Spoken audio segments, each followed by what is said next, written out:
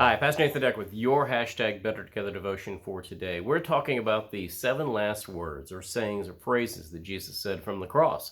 Today's comes from the Gospel of John. I've always kind of advertised the Gospel of John as the Monty Python of Gospels because it's almost as if John's community or the writer sat back and said, let's do something completely different with this story. And so they did. And this is especially true with the phrases that Jesus speaks from the cross. One of the things that happens on the cross is that Jesus' own mother Mary, in John's gospel, Jesus' mother Mary is there watching her son pass away.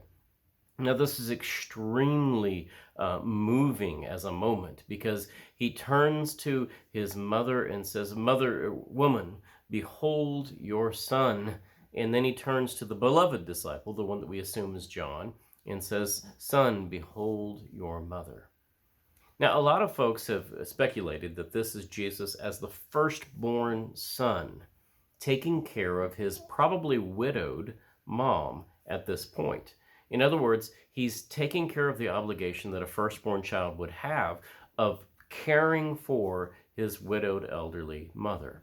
And in doing so, he's passing a baton of who cares for Mary. There's a whole lot of speculation and tradition that goes beyond this as to John the apostle caring for Mary, or there's all kinds of stories within Christian tradition. But within the Gospels, it is simply Jesus, handing over this responsibility or this authority for John, the beloved or the beloved disciple, whoever that might be, to actually take on his responsibility, to take on the responsibility on earth for his mother. Jesus knows he's going to die.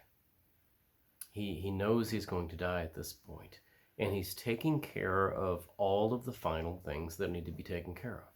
Now, for us as a people of faith, this should be an extremely important lesson to us.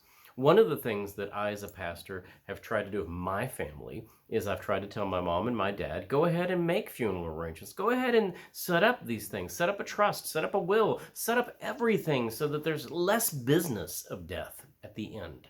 You see, what Jesus is doing what I would call the business of death. That this is when you have to be on the phone with the insurance company, or this is when you have to be on the phone with the health department trying to get death certificates so you can get bank accounts closed and all this other mess that impedes you from experiencing the natural process of grief. It's the business of death. As a pastor, I encourage you, no matter what age you are, to go ahead and try to make and set up these arrangements. Go ahead and take care of some of this business. Because as your grieving loved ones are saying goodbye, they don't need to be bogged down with the business of death.